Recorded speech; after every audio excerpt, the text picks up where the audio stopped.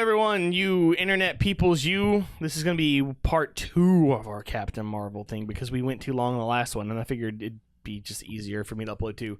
Spoilers ahead. This is going to be Spoilers and stuff. If you want to know our general thoughts in the movie, listen to the first part. In general, they were good. Don't watch part 2 before part 1. What are you, stupid? Well, I mean, I don't know. Maybe they already seen it and they don't need the general thoughts because they can think for themselves instead of reading some random number on Rotten Tomatoes. So they listen to our second podcast to hear our opinion with spoilers. It's not a perfect metaphor. It's a metaphor. What do we want to start with first? Goose. Let's start with that's that'll work. Because the whole thing, because I heard so much stuff where people are like, no, it's not going to be a flurkin in this. It's just going to be a cat. To the point, like, I assumed that was true because why would they bother making it a flurkin? It didn't seem like it would fit, so it's just going to be a cat. And then, I was like, oh, it was a flurkin. So, I just like stopped like, I love how so they it was fill a you with flurkin. doubt too, because you're like, okay, are they gonna do it? Are they not? What's going on? And then they throw it at you at once, and you're just like, oh shit! Like, oh, it is a flurkin. And Fury's reaction to it is just great. 'Cause Yeah. he's the one holding it. Her. And then later on, it's like he's still just baby talking. Oh, you still got those people inside you? It's like, Jesus. I was so excited about that because it was one of the little random facts that I actually knew. Because I was like, oh, well, I made an outfit, better read the comic. And it happened to have that in it and everything. So I'm sitting there and some of the stuff is like word for word what is said in the comic. Yeah. It's Rocket saying it in the comic and everything because she's like, put a gun, like take your gun off my cat. And he's like, what's a cat? Oh, and yeah. So I love how Talos reacts. He's like, oh my god. Oh, someone please. They even say that later in the ship. He's like, can you transform into a cat? And he's just like, what's a cat? Can you change it into a filing cabinet? Why would I change into a filing cabinet? Can you change into a Venus one flytrap? line. I will give you $50 right now. Okay, now that I can go, well, there's not a whole lot more to say about Goose, but okay. It made me think, Goose ate the Tesseract. Yes, he did. How did the Air Force get the Tesseract? Because S.H.I.E.L.D. already had it, and the Air Force base, if you'll notice, was the Project Pegasus base, which is owned by S.H.I.E.L.D. Yeah. Then why weren't they let in? Because there was a conspiracy. I guess. But also at the same time, I guess at that point, Nick Fury wasn't the highest in the S.H.I.E.L.D. He wasn't. Had he been, he probably would have been let in. At the same time, his higher up was a Skrull at that point. So it wasn't a matter of... Okay. I feel better. That makes sense. Because my point was like, I get it. Because Howard had it first. And, I mean, obviously he could give it to S.H.I.E.L.D., but they never really said in the movie it was owned by S.H.I.E.L.D. They just said it was joint owned by the Air Force and NASA. Well, that's the thing. The timeline that I kind of established for myself was that Howard found the Tesseract. It ended up in S.H.I.E.L.D. S.H.I.E.L.D. still, I would assume, works with NASA and the military. Yeah, that totally makes sense. I was just like, but if S.H.I.E.L.D. gave it to him, why wasn't S.H.I.E.L.D. allowed in? But then I didn't even think about that part. So yeah, everything adds up. That makes sense. Yeah. Totally makes sense. I just wasn't thinking that far ahead. That cat ate that. One thing I want to mention, I love, because, going back to Winter Soldier, Nick Fury explaining, the last time I trusted someone, I lost an eye. Oh my god. And then here they make a point of Talos saying, you need to be careful who you trust. And Nick Fury picks up Goose and says, I trust you. I genuinely love that that's what happened. See, okay. Yeah, it's fine. But they joked about it.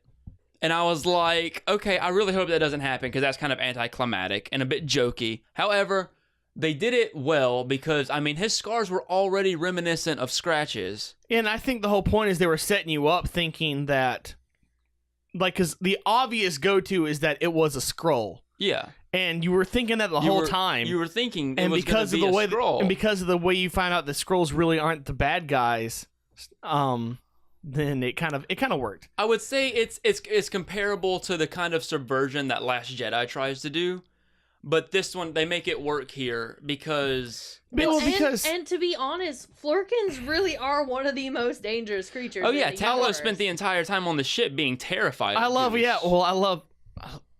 his reactions. I'm gonna get to that, but that one with the goose, they're like, oh, it's just a scratch, and it cuts to him. He's just slowly shaking his head and just like, nope.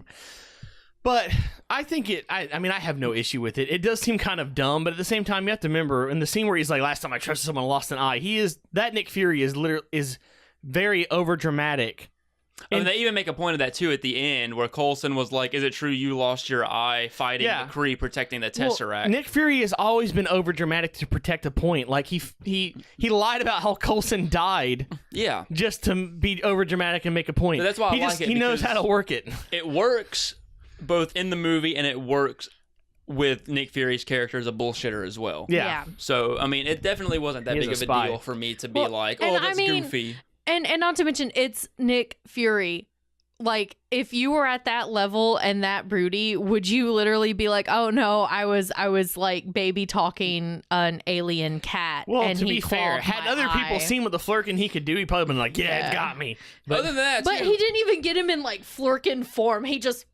The thing is, though, I don't think people realize how dangerous cat scratches can be. Oh yeah, Because Kurt almost clawed my eye out one day. Oh I mean, yeah, I've almost. You can be allergic and it can kill you. Yeah, I mean, had to go to the doctor. you don't even have to be allergic. Like, if they have a specific bacteria under their claws, I mean, because you're. he almost sliced my eyelid off completely. I once I had to go to the doctor. My cat gave me a super deep cut right across my wrist, and I had to hold my eyelid together with some Sani strips or Steri strips because the doctor said they wouldn't stitch it up because it was more susceptible to infection. Yikes. So yeah, cat scratches can be intense, broski. Okay, before I get into any major complaints on why I think they're all wrong, one complaint that I get, and I would like to get other people's opinions about, when we first see the Tesseract in Captain Marvel, they always have very specific containers to put it in, and when they don't, like on the ship, it just burns to the ship and falls through, and yet they were keeping it in the lunchbox in this movie. It's because it's the Fonz. I guess. People like it. People make it makes no sense. But I was like, the only time we ever saw it actually burn through a normal material was right after it like destroyed someone. So I could argue that maybe I think it's just like after it's been used, maybe the heat signature it gives off. Yeah, that was my thing. It was like it just because teleported someone Nick across. Fury holds it and killed them. I'm not sure.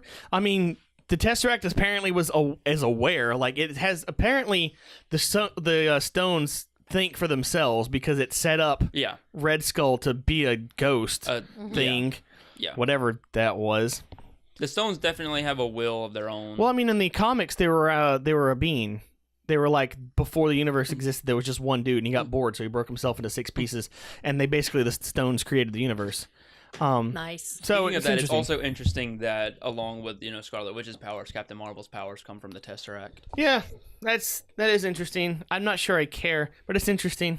It's more interesting going into Endgame when you kind of it makes her role and everything seem much more important because.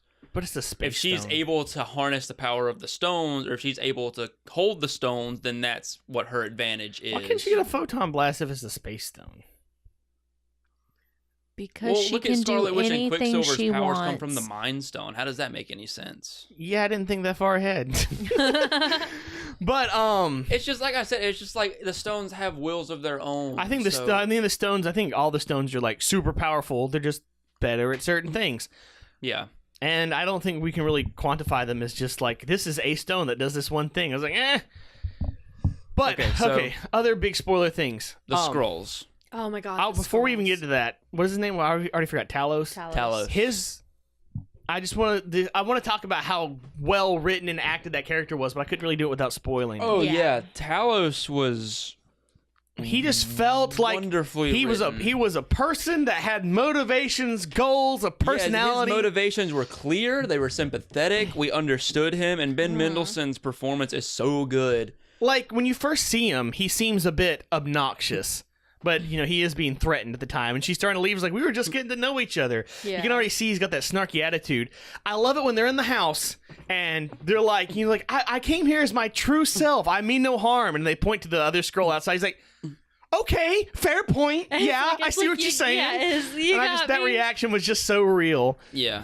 Oh, shoot. But I love how, he has a sense of humor, but I also love how Ben Mendelsohn performs him as such a tired character to where I don't want to fight anymore. Like, I just want to talk this out and find a solution. He's a war-hardened hero. He basically is a hero. Yeah. War-hardened hero that is just tired of it all. The line that really got me was when you find out that all of the well, not all of them, but there's the refugee scrolls on Marvell's laboratory and everything, and Carol and Carol like looks, and you see her like realize that she's been fighting this battle thinking she's been doing what's right, what she thought was right, and you see it all kind of hit her at once and everything, and she's like, I am so sorry and everything, and he just looks at her and he goes, it's war. He goes, my hands are filthy of it I was like, oh my god, that line was so incredible. They do such a good job of like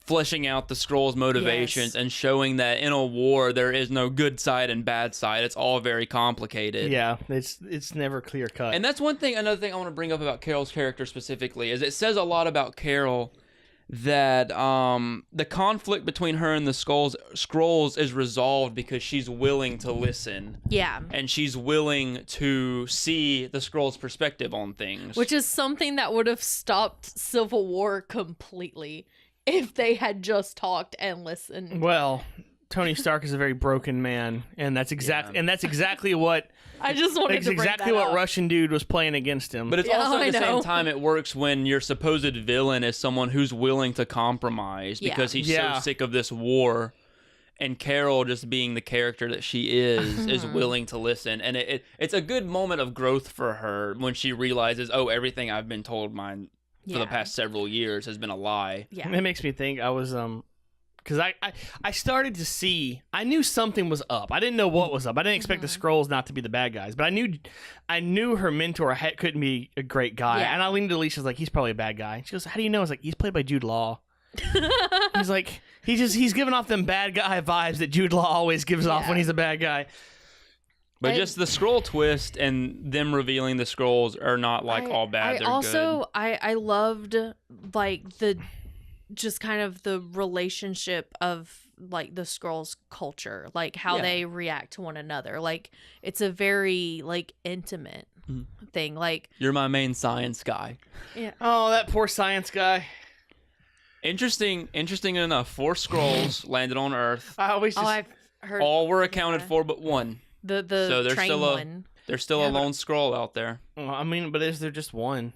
I mean, because there's no accounting for the fact that, like, we saw the Skrulls, like, ready to go home, but that doesn't mean there wasn't, like, an extremist faction that just wants to blow up everything. Yeah, and that's one thing I wanted to bring up, too. Which even if they do keep that, like we all expect the Skrulls to be, it's even heavier now because we know that not all Skrulls are like that. Like, the ones that are have been pushed to that point. And so and it's like you almost can't really blame them. Yeah, it's created a whole new dynamic instead of just bad guys. Okay, right here. The portrayal of the Skrulls. You actually have shelled out beings. Yeah, it's going to be rough. The portrayal of the Skrulls, it gives them a wonderful opportunity to villainize them down the line, because them using the idea of the Skrulls as shape-shifting aliens and turning that concept into a metaphor for refugees and immigrants struggling to finding and assimilating to a new home brings about some really nice real-life parallels, and I can see somewhere down the lines the Skrulls being radicalized. But that's an interesting way to villainize the Skrulls later on, is that this generation of Skrulls just want the war to be over, but there's a younger generation who spent their entire lives being hunted by the Kree, nothing but this, and trying to hide and survive. So there's a whole generation of Skrulls that could be radicalized like that. Like, the Kree have done nothing. They've always hunted us. We should fight back. And again, if they do that in Endgame, where that's going to be a rough time for Captain Marvel. That could be a good way for them to become villains to Carol, them being like, you were supposed to protect us and you didn't, things like that. So I'm very interested to see how that develops down the line, and if that could lead to something like Secret Invasion. Because a big superhero trope is, we love this superhero until they mess up. Yeah. Or until, you did get rid of them, but look at the damage that was caused. Look And at the it's people who not going to died. be the humans this time. Yeah, it's like, you were supposed, like William said, you were supposed to protect us, you were supposed to save us, and look what you did. Like, they don't see it that the villain did it. They see that the hero didn't 100% stop You everything. didn't stop it. Yeah. Yeah, you didn't completely stop this, and look what you caused. And so, I mean, that could very well happen. It's just like, it wouldn't be humans this time. Happened in Civil War. Yeah. Yeah. So. Just jumping around here. An issue I had with this movie. I You're mean, I wrong. know it was all fun and games. I disliked how easy it was for her to stop the Kree ships at the end. I think they wanted to just show Because how when there is no much power she has. Yeah, and that's a major issue. That is boring. Because it's one thing. Watching her do that was not boring. No, well, for here's my me. issue. Here's my issue. Like, if she was doing that, the human stuff, fine. But she literally did that to the most technologically advanced race in the entire universe. There's nowhere to go from that. She's already OP, and so I feel like they're really going to struggle later on having made a character that's too strong. You're going to end up with Superman syndrome, where you have this great relatable character that in the sequels stops being relatable because there's nowhere left to go because you did it too far in the first one. Well, I feel like there would be an interesting way to build some character there because her being so OP could lead to arrogance. Well, yeah, maybe, but that's a trope that everyone's tired of because that's the same trope that Superman goes through over and over and over again. Because Superman is supposed to be about him struggling to fit in with human society, but it always ends up going like bigger bad guys, stronger bad guys, and it ends up like a bad season of Dragon Ball Z where the situation is solved by just raising your power level. And I wish she had like at least like strained a little bit to turn those around instead of just like flipping them. It's just a little bit. Mom? Yeah. There was a bit of struggle there. But not enough to. It just seemed like, and she was just like flipping stuff. I don't know. It was just a bit issue because when there's no stakes, there's no attachment, and so it was just a bit glorifying explosions. Which again, for that point in the movie, seemed fine. But because who it was against, they're either gonna retcon it a little bit, where next time she does it is harder. Or they're going to keep it that way, and there's not going to really be much to do, and it's going to seem really weird. It's just an issue. To me, it makes it's more more of a interesting worry to than a complaint. Yeah, I understand that. I have that same issue a little bit. But I feel like instead of like pondering on that and staying on that, it makes me more interested to see where it goes, because it's like they could mess that up, or it could be interesting to see. My issue is because these are supposed to be Ronin ships. Literally the most difficult person to beat in the universe besides Thanos, and she was just like, yeah, no problem. Like, had it not specifically been Ronin ships, it may not have been an issue, but this is supposed to be the dude that has the most advanced warships, period. So I just like the fact that Marvel was like, yo, guess what? Not only are we going to do a female movie, but we're going to make her super OP. How's that? Yeah, that's bad. Nah. That's not representation because then if you make keep her OP. if you keep going down that road, you end up with a non-relatable character that just seems very boring. It's not a good place to be. I've seen it over and over and over again. And that's not a character. That's not what I want to happen to this character. Because if they do that, it will make the characters because if you go down the Superman road that they always end up going down, people end up hating this character so much that this movie will mean nothing. Well, Any progress that this movie will make won't matter. By like Civil War 2, she is not really a good guy. Well, yeah, but it's just an issue. I just worry. I just feel like they probably overplayed that scene, and like the next time we see her, it's not going to be nearly that. She's not going to be nearly that strong, just for the sake of conflict. Which is going to be weird. We'll just have to see how it plays out. I just really worry because that's that's kind of it's a dangerous game to play with her being. Her character development being a little underwhelming, and then her being so OP, it a little worrying going forward. It'll be so easy for someone in the future to write her based on how strong her powers are. Yes. Not how strong of a person she is. And that's kind of why once it's that worrisome. happens, there's no going back. Yeah, don't give Joss Whedon Captain Marvel. God, no, please don't. Yeah, so it's gonna be that's what I worry about. See is that kind of what you'd expect him to do. Yeah. What they do with her character in the future moving forward, how they make her interesting, Let me rephrase. It's not that she was overpowered in that fight. It's that how overpowered she was in that fight got me thinking and worried about it, because it was just she just did stuff, and I was like, oh man, I hope that doesn't.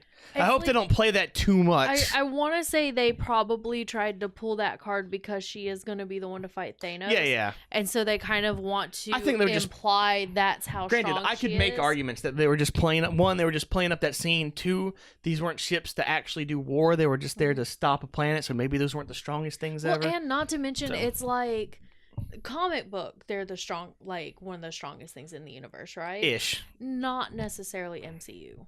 Yeah, and that's also true. Well, I mean, they kind of play that with the. Ronan I mean, got Ronan did destroy beat everywhere. by a dance battle. Yeah, with the Chris Power Pratt. Stone. Ronan With the Power got Stone. beat in a dance battle. regardless, with Chris Pratt. One thing I wanted to bring up. This is the note I wrote. Did you guys notice that Skrull? I don't know if it was intentional. I don't know if it was just sort of. I don't know. I just thought it was weird how Coulson acted very. I guess it was intentional, maybe. The Coulson we saw acted very green. Like, hey, guys, I'm still at the Blockbuster. He was. He called him rookie. I know, but Skrull Coulson acted exactly like Coulson we know more than that Coulson did. Like, when he was a Skrull and he's like, did you see the weapon? And he just like, I did not. And just, he sounded just like old Coulson. And I wonder if that was intentional, because you had, like, someone that's used to war trying to beat Coulson, and he sounded like Coulson does end up sounding. Whereas the Coulson that isn't a Skrull doesn't sound anything like the Coulson we know, because I don't know whether it's That's what I intentional thought, or right. That's why I not. love that scene, because it took me by surprise, because I was like, I didn't even notice. Yeah. Like, it was such Yeah. a surprise that all of the scroll reveals really surprised me. Even Except the for ones that I was like, I should have seen this coming, but it's still... I still... shocked me. The boss man didn't, just because it's the same actor. It's the same actor. I knew that. I liked... foreknowledge, but... I liked... right after the one scroll that was the old lady turns back in and he becomes the other guy, And the other and guy if you look in the sees it, background, yeah. the other guy literally That's watches it It's happen. a nice touch. I am such a fan of background stuff happening, because it makes the movie feel more alive, especially when rewatching it. Because it was really amusing too, because the guy just kind of perks up and I was like, oh my god, he noticed. And it changes into him and he just like stands up and I was like, oh my god. Is it going to sound really That was a dumb? cute little but touch, the though. moment I started to really appreciate that kind of thing was when I first saw the Jimmy Neutron movie when I was a kid. Oh my god. Because there's this one kid that's always, he's like, it's supposed to be like mocking the kid, the bad kid that's always got a cigarette, but they're like, they're elementary school, so he's always got the lollipop. And so at one point, and I guess it's the same thing, imagine it like it is a cigarette. Because at one point he's got the lollipop and he just throws it. And if you're watching the movie, you don't notice, but if you pay attention to the background, Shane walks over and picks up the lollipop and like licks it, and this makes this disgusted face and throws it. And that was just the funniest thing that I had never noticed, even though I've seen that movie a billion times, because I love the Jimmy Neutron movie. It's not a good movie and I love it so much. Going back to the train, I loved that in this movie, the Stan Lee cameo is him playing himself. Yeah. Yeah. Reading the Mallrat script and that sly smile she gives him. The little smile they give each other. Yeah. I feel that was the perfect cameo for the time. Like Yeah. Mhm. it's kind of like the cuz I just saw Into the Spider-Verse finally. And I hate both of y'all for not preparing me for his cameo in that, I don't remember because his it cameo in happened that. right after Peter Parker died, Yeah, it made and me he does cry. that whole like quote about like I'm gonna miss him. Oh, Yeah, and everything. right. The suit always fits. I forgot about that. I was forgot like about that. heaving, crying. Like I have not cried so hard at something so rough. small. And I was like, why did no one warn me of this? and then this one, just that cute little, it almost feels like a fourth wall break smile, Mhm.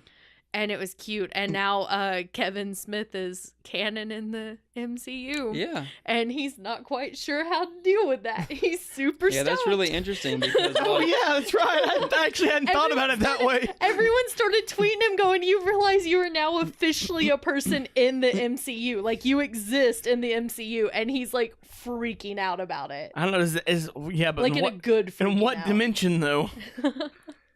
Because that's always the question, anyways. And now it's like into the Spider-Verse. Another thing on the train. Let's just go scene by scene. Why not? I loved the fact that the Kree shocked himself from the live pole, Yeah. because Like, how would an alien know about human technology? It's just nice to see that they're actually thinking about that. That part, I love that, because when my mom saw that, she goes, "Oh yeah, you don't want to be touching those," and I was like, I mean, those are bad. it's just like her reaction to that. Just, oh no, you don't want to be touching those. That's so funny. Let's see. Let me go through the movie. Okay, one of the biggest complaints they say Carol had no personality. No, she had the personality you'd expect from someone with an amnesia storyline, and I'll even give them that because I can see where they're coming from, even though I think they're wrong. I still stand by. She's like just as serious and just as kind of.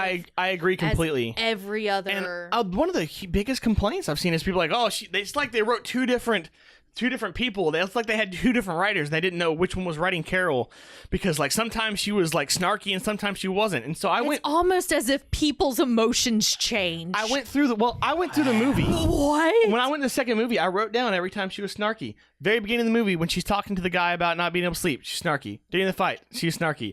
When she's on the ship with the other aliens, she's being snarky to him. When she meets Nick Fury, she's being snarky to him. Like, there's no point when the only time her personality changes is when she's dealing with her memory she's getting back or other heavy emotions. So the only conclusion I can come to is that these people are upset that she acts like an actual person and not a comic book hero. She acts like real people. I don't get it. I don't understand. I love her relationship with Mariah's daughter. These people need to... Oh, yeah. I think, God. These people need to go out and actually make friends with someone that's actually mentally damaged, like all three of us are, because that's how people act. I was gonna be mean and say, make a relationship with a person and not a pillow. Oh, yeah. Well, there's that too. But I mean, these are some like normal people that were making these complaints. Be careful, Lori. You may hurt some neckbeard's feelings. Do they have those? Yeah. They won't be listening to this podcast. They'll be listening to our Battle Angel Alita podcast. We ran them off long time ago. We run them off, yeet. But like, I just don't. They're like, oh, this podcast has a girl. Oh, she's got opinions. We ran them off in the solo podcast when I told them to fuck off. Oh yeah, that's right. I literally rewatched the entire movie for the sole purpose of them going through, because when they said that, I was like, yeah, sure, maybe I kind of get where you're coming from. And then I rewatched it and I'm like, no, I absolutely do not get where you're coming from at all. Like, I don't see it at all. She had this great little, like, kind of eyebrow quirk smile thing going on sometimes that just... Great face. Great expressions. I will argue that sometimes she does seem like... There are a few scenes where she almost seems like she's two different people, and that's completely and 100% intentional, because she 100% is at that point. I mean, it's like, I can guarantee you that Lori, who is anxious, is not the same as Lori, who is chill and laughing with especially when she's Carol that has no memories of her past, and then Carol's that's getting memories of her past back. Like, she's remembering who she is as opposed to remembering who she was. That's a weird sentence, but I think it made sense. I don't know. That bugged me. Because I don't think that argument holds any bearings on anything whatsoever. Not at all. They just... People have, and I say people, I mean white dudes, have this idea of how women should act, like specifically in a movie or a television show, and more specifically how a strong female should act. And it's like, if you want to see that, you can watch Doctor Who. Amy, Clara, River, Vashta, Jenny, watch Firefly, Buffy. I feel like this is like the perfect time to segue into a Yanrog discussion. Oh, I'm so here for it. Wait, what? Let's do She was talking about how this is one of my favorite white things. men have an expectation of how women in comic book movies should act. Oh, yeah, before you do that, because that'll be a long one. Oh my God, I'm excited. I wanted to say. Another complaint people had was that the whole movie was pushing the you'll never get by because you have emotions. Oh, that was what I was really wanting to get into about Yanrog. Yeah. That was really what I was wanting to bring up. That ties directly into Yanrog, yeah. Okay, I'll say this thing. I see where they're coming from, because their complaint is at the end, they don't... some people like, and they just never bring it up again. I was like, no, they do, but they don't directly say it. And so if you're not getting the subtext of the situation, then then I see how you overlooked it. Like, Nick Fury straight up brings up the fact that, her emotions were controlling her when he saved her, and that wasn't a bad thing. And she's doing the same thing at the end because she's going to save the Skrulls. Like, she didn't have to do that. And I think a lot of people didn't get that connection because it didn't straight up tell them, like, oh, her emotions are actually what make her better. Even though I think that's what it was kind of going for. Yeah, that's the whole point of her character. Her true strength comes from embracing her emotions and being herself. If you have that problem, I think you're just... Oh, Jesus. I just got your text, Lori. If you have that problem, I think you're one of those people that don't pick up on subtext because it didn't tell you directly. And I feel like the movie maybe could have benefited with somehow more directly saying it just for the sake of other people. But I see where you're coming from. You need to rewatch it and sort of pay more attention. The only other thing I can think of that people complained about was it doesn't. And I think their complaint is that she doesn't have her superhero moment. And I get that, because if you think about it's a completely different written movie, partly because the Amnesia movie, partly because it's an origin story movie, partly because it's setting up for another movie. She does get her big heroic moment. And I'm not even counting the part where she's fighting the Kree. She's farting the Kree. All the Kree. That's what those explosions are. She's got powerful farts. Powerful booty. Photon farts. But when she's fighting the Kree, that's good and all. But I feel like her true superhero changing moment is the moment she decides that she's going to go help the Kree. It's not a big battle or anything, but it's that emotional moment where she just... The Skrulls. Oh, yeah. Whatever.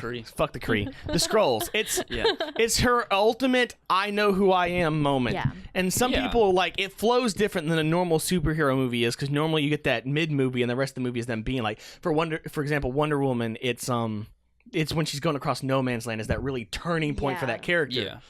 Yeah. But then again, you could argue her true turning point was at the end too, when she realizes. So I feel like that, like her unleashing her true power and fighting against the Kree while in Supreme Intelligence was her big moment. Yeah, because they even did the beautiful flash thing of her falling and standing up like at all ages. I feel like it's, and I get where they're coming from. It doesn't flow like a normal superhero movie was, because normally that's like beginning of Act 2 or midway through Act 2, and then the rest of the movie is that, and they wait till the end of the movie. But I feel like you have to remember, not every superhero movie is a superhero movie. Well, this was very much a movie of identity. And you can kind of tie it back into she let her emotions lead the way. Yeah. And again, they really... It's like, because a lot of times you're going to have the superhero go into this whole identity crisis of, oh my God, do I trust the people who trained me and made me who I am?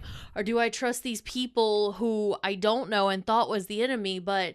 They have some good points. Instead of being this like what long... do I do? Instead of this long logical discussion, she follows her emotions. Heart. Yeah, it's like she follows her emotions and her heart. It's like she sees these people and, she trusts him because, it's like he's like, I've got something to prove this to you. God damn, that end scene. Well, I guess we'll talk about that when we talk about him. Speaking of that scene, and her in Supreme Intelligence, Marvel over here giving me blue balls by starting a Nirvana song and then fading it out like almost. I like right that she also has a fight scene to a No Doubt song. See, I was like... Some people didn't like the soundtrack to this movie. They felt it was too 90s. I've only heard that the No Doubt song specifically was really cheesy. Well, but everything else actually, fine. that is the one they normally pick out. But like, I don't know, like I think that's just personal preference. Yeah. I would have loved if Come As You Are played during that whole scene of her finding her power and breaking out of Supreme Intelligence, but instead it starts and it just kind of fades out. It is a weird choice that it just fades out like that. I'm kind of super excited that we'll remake the movie to that one bit. It's all changed. It's like her kind of power up song is Come As You Are, and Thor's power up song is the Immigrant Song. It's like, we're just getting like those like stand-in power up songs so that when they all power up at one time during Endgame, it's just a bunch of chaos and Thanos' eardrums bleed. Because Come As You Are even has that perfect. Fun fact: those songs aren't actually playing in the background; they're actually playing in the background. It's like "Come As You Are" has like that I've perfect made that musical joke about Thor escalation. many So a it would have been perfect to just have that. Yeah, I and totally see where you're coming from. I didn't get that, and I keep getting blueballed so much with Nirvana songs and movies, and I'm just like, please, just let me have one. Maybe there's a deal they can only play a certain amount. I want to blame Courtney Love for this. I somehow think this is her fault. Oh, I mean, you're not entirely wrong, probably. But it's like, I mean, especially if it's happening multiple times, there might actually be some sort of clause. I mean, the music industry really is It a real depends life because like mafia. you they're rough. don't really see a whole lot of Nirvana songs in movies. Who owns? Do you know who owns their songs? I believe the family. So Courtney Love. Jesus. Yeah, because So I it's know, like not a label. It's like literally just Courtney Love. I don't know. I don't remember the specifics. I do know Well, that see, that's the only probably the reason- issue. The only reason "Smells Like Teen Spirit" was used in Moulin Rouge was because Courtney Love was supposed to have a part in that movie, and so she agreed to let them use that song in exchange for her having a role, and then they just never gave her the role. I think his daughter's kind of overseeing everything now, so I know she was. I don't understand why Courtney Love has the songs, anyways. I mean, I mean, there was more than one person in that band. Like I said, I don't know the specifics. I know she was fighting over. This is a weird thing. Anyways. Anyways, Let me check my Hoodles. notes. There's any other major complaints? I feel like the complaints of the whole emotional journey thing and the. I mean, if you want some complaints, I'll get you some complaints. I mean, I'm talking about complaints of rational people. I know. I was gonna say, let's do a lightning round of irrational people. Well, because I feel like them watching it, I feel like people are letting their personal preferences judge the movie too much. Because you have to know the difference between what you like and what's still good for the movie. And I feel like they're not understanding some subtext because this movie wasn't a very direct movie. Like, it didn't just throw the themes to you in your face, except maybe the flashbacks and the Supreme Intelligence. But for the most part, you had to actually understand the characters because that's how good movies work. I guess they're not used to superhero movies, not just explaining everything. Like, imagine Civil War if the dude bro didn't just say his whole evil plan and explain how they were going to fight each other, which makes no sense why he would do that, but they had to explain it anyways. I definitely think that Captain Marvel's girl power message is much more less nuanced than Wonder Woman's, but I know that was intentional because the thing with Marvel is Marvel's all about accessibility. Yeah. Mm-hmm. And it's Disney owned, so you're trying to reach out to kids, so you really want to you really want to talk about all those things that girls are going to go through when it relates to men and teach them you don't have anything to prove to these people. You can be whoever you want to be. So I feel like a lot of people are criticizing it too much for that. Yeah. When at the same time, the movie was never meant to be anything more than what it is. Yeah, and that's also another thing. You have to Wonder Woman juggles its themes very well, but Captain Marvel, it does it in a way that kids can understand because it's a movie for kids. Yeah. So it's like, I loved the ending just because you think that you're about to see this huge battle between her and Yon-Rogg. You know, it's setting it up, villain montage, you know, prove to me that you can do this without... Which is a callback to the earlier the movie. But that was also such a great way to show how... Because his character was so representative of every type of man that gatekeeps and is just like, really prove to me... But the thing is it's like, I want you to prove to me that you can do this, but you can't use your power, which it's like, how does that make sense? It's like, why? It's like, you don't want her to use her power because you know she's stronger than you. That's what I love so much, is that because she knows she's stronger. Yeah. And it reminds me so much. So he takes the power that they gave her and uses it against I'm going to get slightly political. Quotations. Yeah. Slightly political. It reminds me so much of when Ben Shapiro challenged Ocasio-Cortez to a debate. Oh God. That's what that reminded me of because it's Yon-Rogg knows that he doesn't have a chance, so his idea is to just bring her down to his level. Yeah. Because in his mind he feels like he's so important enough. Well, but you have to fight at the same level as me or it's not fair. Exactly. And that's a theme that women grow up with. That you cannot, even if you are better than a male, like You can't have to bring exceed. yourself back down to it, Yeah. because then he feels threatened. Yeah. Man, It's like it's literally something you grow up with. You don't want to be smarter than a dude because you'll intimidate them and scare them away. You don't want to be stronger than them. You don't want to be this. You don't want to be that, and everything. And so you get to see that in this superhero setting where it's like he tries to bring her back down, which he succeeded at the beginning of the movie with. Yeah. Brought her down. She still used his power.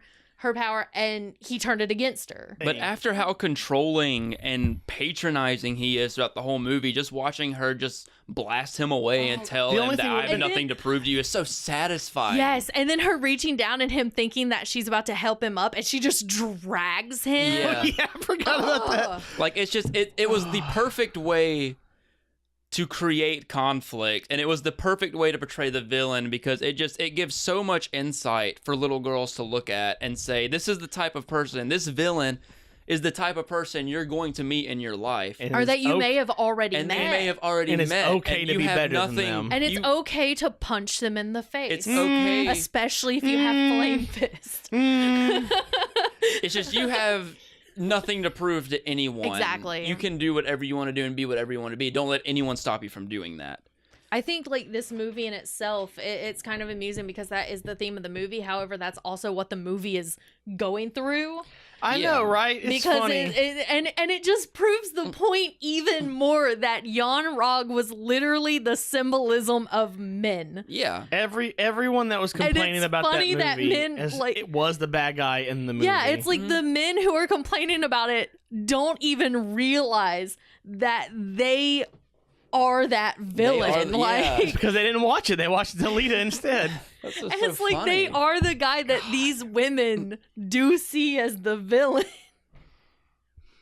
But yeah, it was just really nice to It's just- watch it is- someone get like beat mid montage. It really is. Or I also monologue, like not that- montage. Just he's like mid sentence and and just, just bam. I like that he didn't get killed either, so we'll probably Yeah. see more of him in the future. I like that oh, she I just sent love him the back fact to- that she sent him back and he's just defeated and there's nothing he can do. I feel that broke Yeah. him I know, more than I wonder- actually they killing him. And totally- it's nice. Captain I mean, and Marvel now that fucked his masculinity now up. that Ronan's gone, like Which proves even a bit more because she took away like his like strong manly masculinity instead of just killing him. I definitely way see worse. Yeah. the shot of her blasting him away. I definitely see that being used as a reaction gif. As a meme. Yeah. Yeah. To anytime in any Facebook comments, a man. I'm a fire in my It would be laser. nice because right now I only have the one thank you random white dude, your opinion has been noted.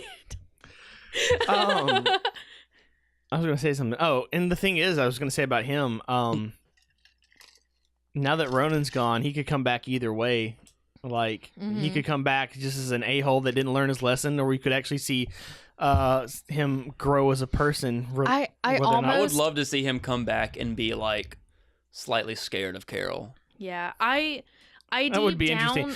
He comes back not as a good guy, not because he's a good guy, but because he's scared of her, and we watch him grow and actually see her being a hero. See, and become a genuine good guy. almost on the other end of that. I mean, either way would work. I don't want to see him grow and change because I don't want the dudes who actually think and act like him to think, oh well, see, it's like he's okay now, I'm okay, and yet they didn't take those same steps. I don't think they would. They'll just call him a cuck for being under a woman.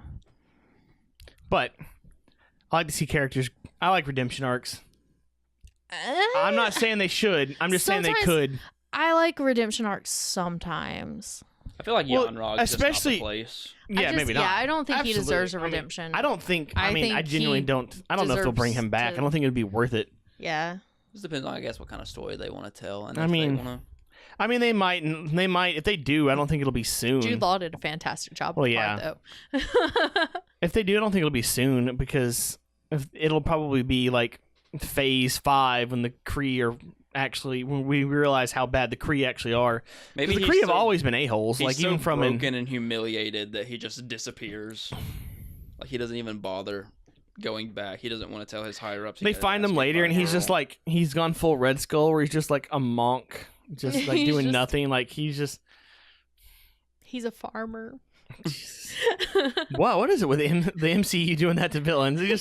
They just settle. They did it to Hawkeye Hawkeye too, though. Oh dang! They just do all. They either It's foreshadowing. in the Marvel movies. What if that's the farm you either Thanos is at? It's Hawkeye's farm. Oh no! you either die a villain or retire as a farmer. The first scene is Thanos coming out to check his crops. FarmersOnly.com. He comes to check his crops and he walks into Hawkeye's house and there's just like 4 piles of ashes in there. You No, see it's him, not like, even that. He sweeping? walks into the house and it's Hawkeye's wife and kids, and she's like, "Hi, honey." That's why Hawkeye's so pissed. No, I think they should. No, they should cut to. I mean, Josh Brolin can get it. So he walks into the house and there's the piles of dust and he just pulls out a little tiny vacuum and just starts.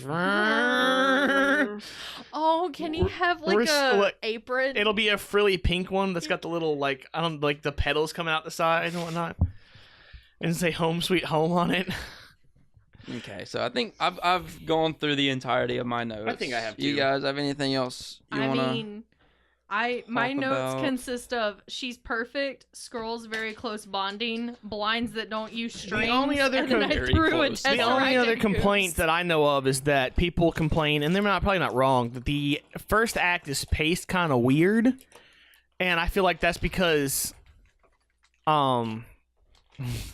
I feel like that's because she doesn't know who she is, you don't know who she is, and you don't find out until the weird flashback machine thing, Yeah. and that's when the movie starts to pick up. So I can see how they feel like it's a bit oddly paced, Yeah. but and like there's exposition in weird places. It's like that's the product of the Amnesia movie, because you don't want to start revealing stuff too early, because then if she doesn't remember it's I think Oh, really quick though. Marvel was a woman.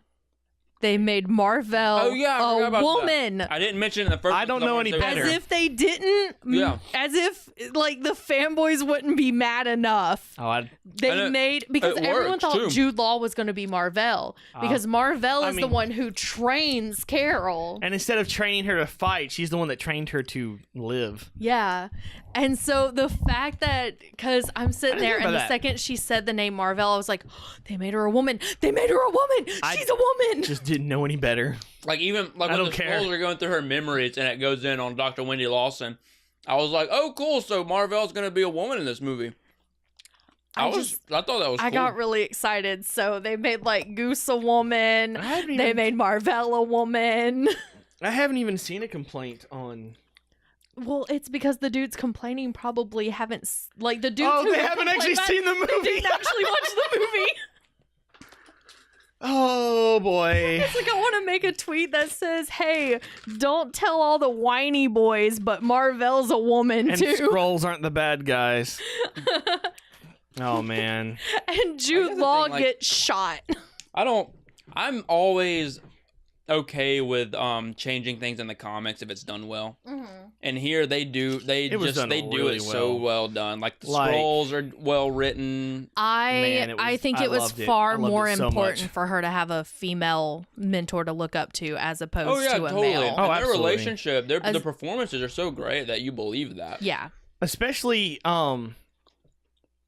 it's a weird thing, and I haven't really thought about it much, but the fact that she sees her as or I said that backwards, sees the Supreme Intelligence as her, Yeah. and so it's almost like in that scene she's not just remembering her past, but sort of letting go so she can move on, kind of thing. Yeah. And I hadn't really thought about that. I don't know if I'm looking. Oh, hi phone. I don't know if I'm looking into it too much or what. I need to rewatch that movie again a third time. I really want to go. there's watch it layers again to this so movie. bad. Which I think with Supreme Intelligence, who you talk to is supposed to be a reflection of who you care about the most. Mm-hmm.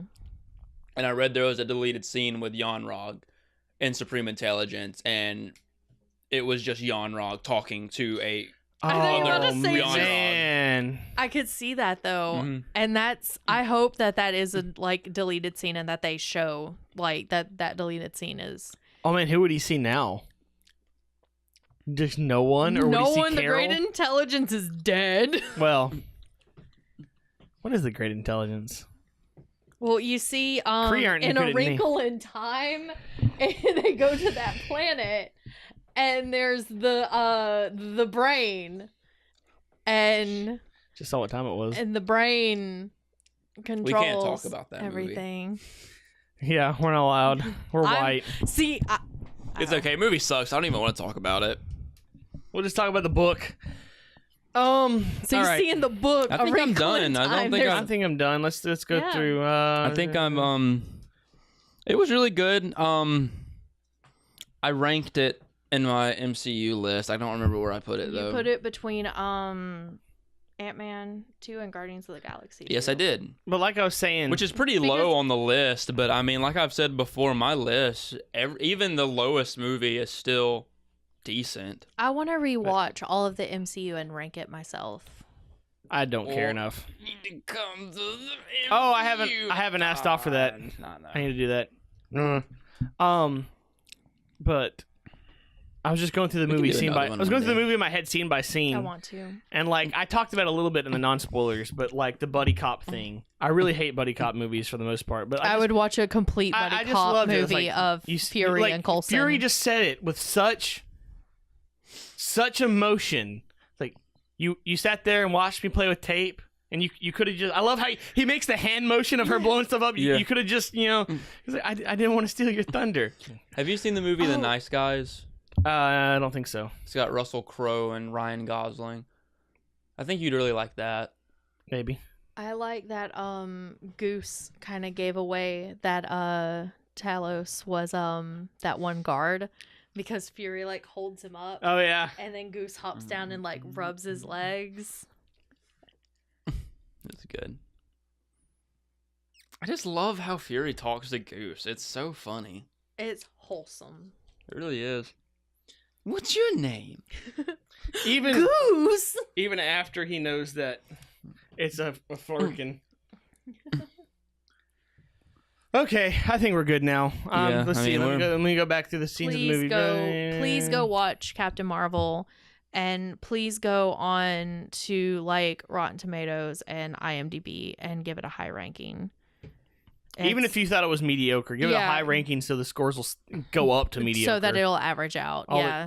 This is an issue. It's gonna There's a controversy going on right now because Rotten Tomatoes has been deleting all of the negative bot reviews. Mm-hmm. However, a lot of people are seeing proof of positive bot reviews as well that are still Yeah. staying up.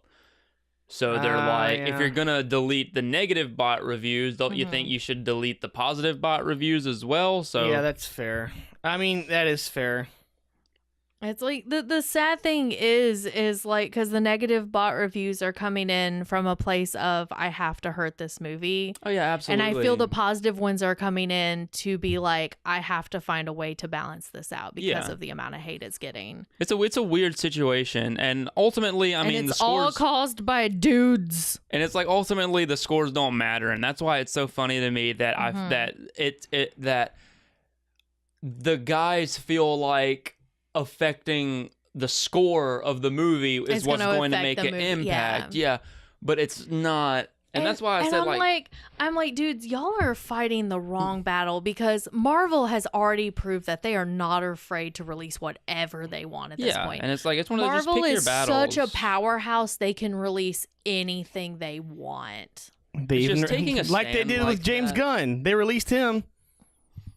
Bada boom ba. Still a bit salty about that.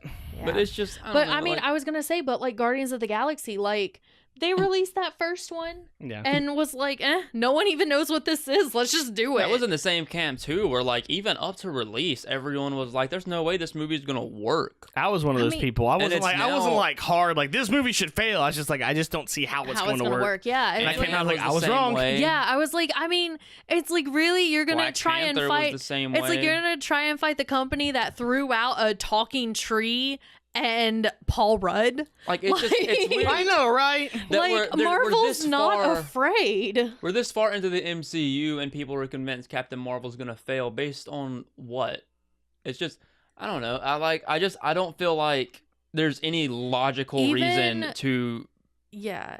Well, even the weakest MCU movies are still not bad movies. Yeah, and even the weakest, in my opinion, the weakest MCU movies aren't even the risky movies. yeah. They're the movies That that played They were the safe. safe movies, yeah. They The were ones the that played safe safe. movies, yeah, the safe sequels, and that's what I'm getting at too. That these nerd boys don't understand.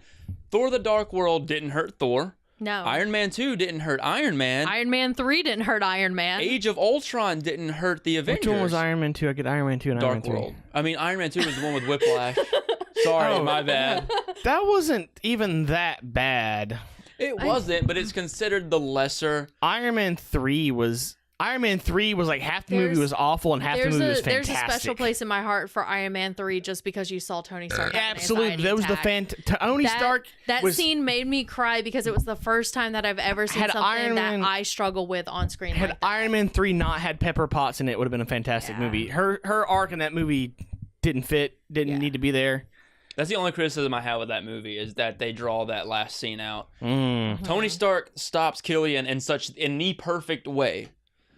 He takes his suit, which is the object of his obsession, throws it onto his antagonist, and rids himself of both of them. Boom, perfect ending. And then they draw that out so that Pepper can have this cool action scene for no reason because they take that away from her in the very next scene. Yeah. That was an it's issue. just, I don't But know. it's It seemed like a weird thing to put into the movie. But anyway, this isn't about Iron Man 3. But it's like, but you're right. Some of the weakest Marvel movies really are the ones where they Didn't try and stop play it the safe. momentum. So Yeah. why would Captain Marvel, even if people like, because I mean, there's people that like it, and there's people that don't like it that much, but still like it. But that's not going to stop Marvel's plans. Yeah. Well, and it's like I'm so excited that companies now just aren't as afraid of the fanboys because you know it's like, and so They're we're starting to learn that they really are a minority. Yeah, it's like Doctor Who. Oh yeah. You know, absolutely. it's like cool. It's like we just rid the fandom of the toxic fans. Star Wars, cool. We just rid the fandom of the toxic fans and made it a bit more safe for other fans. You 'Cause know, people, people are saying that. Oh, no one's gonna go see the third Star Wars movie because the second one. It's like I don't think that's true. it's like that's not quite true. I was one of the biggest people to rip on Last Jedi, and I'm still gonna go see the new Star Wars movie. It's like, and you know, Especially and with my opinion on it now. Marvel's kind of cutting out people. Black Panther pulled out a lot of the racist idiots, and Captain Marvel's going to pull out a lot of the sexist idiots, which opens up the fandom a bit more for non-white people and females. Man, I saw a thing on Reddit. They were talking about Captain Marvel, and someone was like, "It wasn't a bad movie. I put it lower tier, around with Thor 2 and Black Panther." And my first thought was like, if you thought Black Panther was a bad movie, then I don't think I should be listening to you. And the comment right under is like, if you thought Black Panther was a bad movie, then your argument isn't valid. Yeah. I was like, okay. And like, it was like 3 upvotes for him and like 200 upvotes. Oscar nominated. I mean, I can get how Anyways. people thought Black Panther wasn't the most fun movie. But it was because most people go to the superhero movie expecting explosions and superheroes, and Black Panther was a heavy movie, and it did it well. It was a very political. It really was, and it was done political so action well. film. It wasn't the ha ha. Here's some emotion, then here's some her ha he hars that go on. with it. Yeah. Yuck, yuck. He's not even in his Black Panther costume for a majority of the movie because it's just not really about because Black Panther's not a superhero. We're getting to that point where the superheroes, it's more about the hero and less about the super, and I don't really have a problem with that. Yeah. Which that's what I think is interesting going forward with Marvel is that they're the newer heroes aren't so much about being superheroes as they are with taking various aspects of life and portraying them as heroic. Like Black Panther, for instance, it's not about Black Panther as a superhero. It's touching on political and societal themes and telling a compelling story with the characters. Which I feel is great because, I mean, comic books do that a lot anyway. It's like there's, you know, a lot of politics, you know, and political climate in comic books. And so to finally start getting to see that in the movies a bit more is really, really nice. Yeah. Am I not picking up? There you are. Okay, thank God. So, I mean, it's going to be really interesting, especially with the future of the MCU going forward to see how that so changes. Excited about the future of the MCU. I'm so excited. And especially, I'm really excited how things progress, how they're going to address new things. What, if anything, they're planning for the next big story arc? Because I know I read somewhere that Feige said that they weren't focusing on phases anymore. that they were going to tell a bunch of different solo stories, and somewhere down the line they would start to build into an overarching storyline again. I mean, that's more or less what they did anyway. At the beginning, yeah. I feel that'd be good because, you know, that first Avengers movie where everything that had been built up finally came together was incredible. And I mean, it's like we've now just got to a point where we're very used to everything connecting.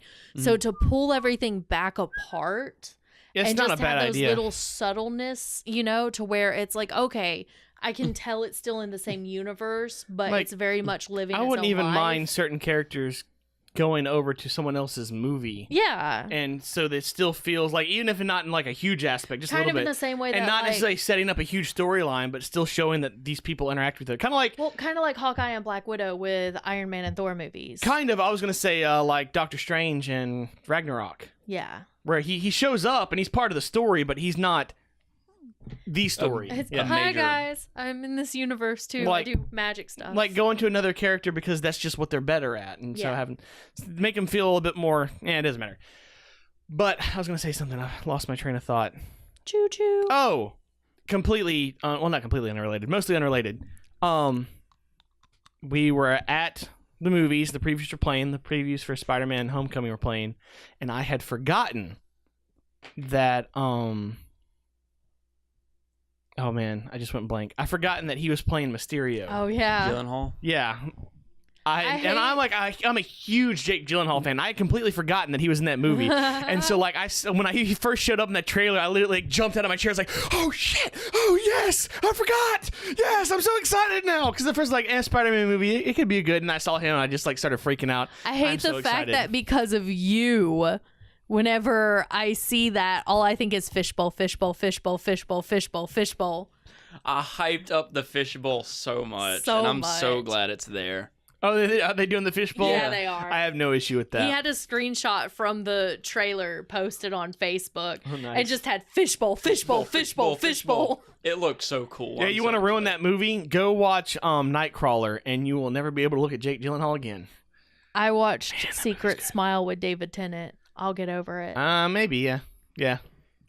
But still, watch Nightcrawler. don't watch Nightcrawler, Prisoners, and Enemy are 3 really good Secret movies to Smile watch is if you on want to get Amazon into some now. great Jake Gyllenhaal acting. He wasn't bad in life. The movie itself wasn't I'm great. terrible at life. But him and Ryan Self-burn, high five. Reynolds did a good job of acting in a movie that wasn't written very well. How far in are we? I don't even know. Too far. Probably about an hour on this one. All right. I mean, I got nothing more to talk about, I think. I think we're good. I mean, it's late for us. It's real late. And We're old. No, even if we weren't old, it's late. What time? Oh my god, what time is it? It's almost midnight. Oh, I was like, that doesn't feel late for us. I mean, how late do you stay up? I go to the gym, Well, even so, Yeah. it's still late. so I get home. I had at a- like It's not like, oh, it's 1:30. only midnight. It's still late. I had a 3-hour nap today, so I'm wide awake right now. Especially for 3 hour especially for all of us have to drive back home after this. Oh, that is true. Yeah, Lori, some of us live an hour away. That's not my fault. You chose to live there. I'm very happy where I am. Even now, you should come over one day, now. Lori. You're the only one that hasn't been at our house yet. It's nice. I know. I'm sad. Oh well, Lori, sign us out. All right. So if you watched Captain Marvel and you absolutely loved it, go ahead and contact us. If you watched Captain Marvel and you didn't love it and it's for a legitimate reason that I can't possibly understand why it would be a legitimate reason, you can email us. You can email us at nerdlykingdom@gmail.com. Hit us up on Twitter at @the_nerdum. Get us on Instagram at the Nerdly Kingdom or on Facebook at the Nerdly Kingdom. And if you have any suggestions on what we can do in a future show or what you want us to talk about, go ahead and let us know that too. We really want to hear from you. We should get a PO box just so they can keep sending William Skittles so he can interrupt the podcast. Yeah, in the it's bag. like if you want to hear William chew on Just get a food while we bowl, talk dude. about Next stuff, time, send just us get food. a bowl and put them in the bowl. It's like send us snacks that you want to hear William like chew on during. While we record. Skittles or gummy worms. We're gonna pull It's in. usually Skittles and gummy worms. There was one time I had pistachios. We're gonna pull in like a really niche like fetish group. Weird.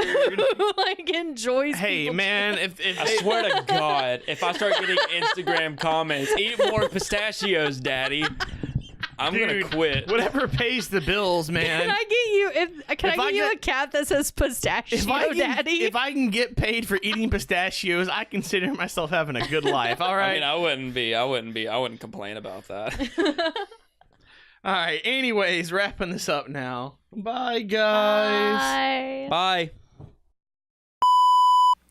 Hey, man, we're moving up in the world. We're averaging like 25 downloads a week. Look at us. Yeet.